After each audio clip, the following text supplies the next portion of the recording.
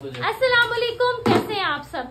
तो जी पीछे अफ्तारी की तैयारी हो रही है। आज मैं थोड़ा सा बिजी थी तो बेला अहद ने अफ्तारी जो है वो बनाई है। और रोज मैं आपके साथ कोई ना कोई बात, एक रियलिस्टिक एडवाइस या एक ऐसी बात शेयर करती हूँ जो आपके लिए हेल्पफुल हो। तो मैंने सोचा आज आपके साथ कुछ अपने बारे में शेयर करती हूँ ताकि आप लोगों को पता हो कि मुझे इतनी बातें कैसे और क्यों पता है, हमें इतना एक्सपीरियंस कैसे है, किस तरह से है। हॉस्पिटल के चक्कर, घर को मेंटेन करना, बाहर के काम देखना। जब 2015 में मेरे पापा की डेथ हुई तो हमें लगा जिंदगी यहाँ पे रुक जाएगी, हम क्या करेंगे, किसी रिलेटिव के साथ रहेंगे, गाँव वापस चले जाएंगे, किस तरह से मेंटेन होगा, कैसे होगा सब कुछ, कैसे गुजारा होगा। क्योंकि हम सब बहुत छोटे थे, हमने बाहर का कभी कोई काम नहीं किया था और जैसे अम्मा अब्बा सब बच्चों को बड़े नाजों से पालते हैं, बिल्कुल वैसे ही पले हुए थे। तो ऐसी चीज दूर दूर तक ख्यालों में भी नहीं थी। क्योंकि मेरे पापा ना तो एजेड थे, विद इन 5 मंथ्स बस उनकी डेथ हो गई। अचानक से उनको एक ऐसी डिजीज हुई कि विद इन 5 मंथ्स उनकी डेथ हो गई। क्योंकि किसी को ऐसे होता है, लॉन्ग टर्म में डिजीज होती है, ऐसा कुछ भी नहीं था कि हम लोग प्रिपेयर होते, हम कुछ सोचते या फिर ऐसी चीजें होती। तब आदि जो है वो 4 इयर्स का था, बेला 7 और हमद 11 और मैं सिर्फ 16 इयर्स की थी। And we used to live in our rented house. तो आप सोचें कि क्या चीज होगी, किस तरह से सब कुछ होगा।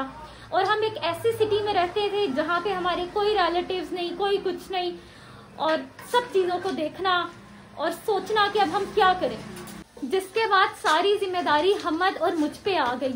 अब आप सोच रहे होंगे कि जिम्मेदारी क्या। मेरे बाबा एक गवर्नमेंट ऑफिसर थे तो उनके ऑफिस के सारे काम, जैसे कि आपको पता है कि हमारे ऑफिशियल कामों में कितना डिले आता है, कितनी चीजें जो होती हैं वो डिले और खराब पे होती हैं। तो वो करने में, सेटल होने में हमें पूरा 1 साल लग गया सारे। और जैसे कि आपको बताया, हॉस्पिटल के चक्कर लगा लगा के हम पहले ही बहुत थक चुके थे और सारी चीजों को देखना, फिर कोर्ट के कुछ काम थे उनको देखना।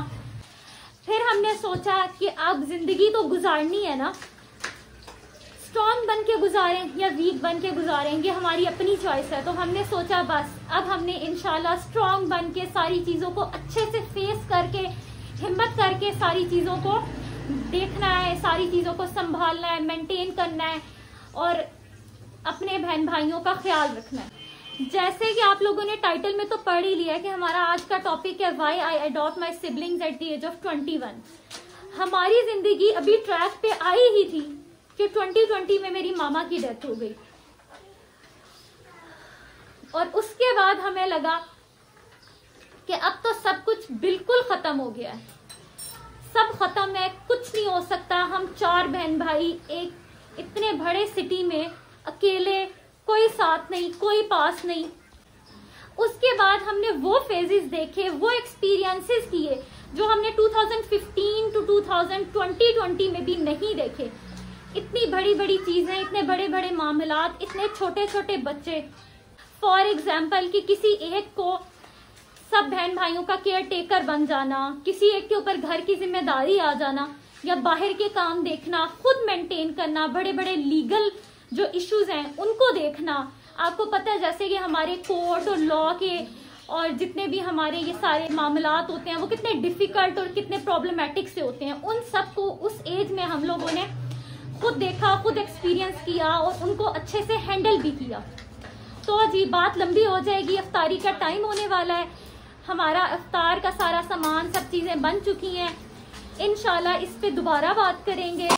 हमारी वीडियोस आपको अच्छी लगती हो तो आपने हमारे चैनल को लाइक, शेयर और सब्सक्राइब जरूर करना है।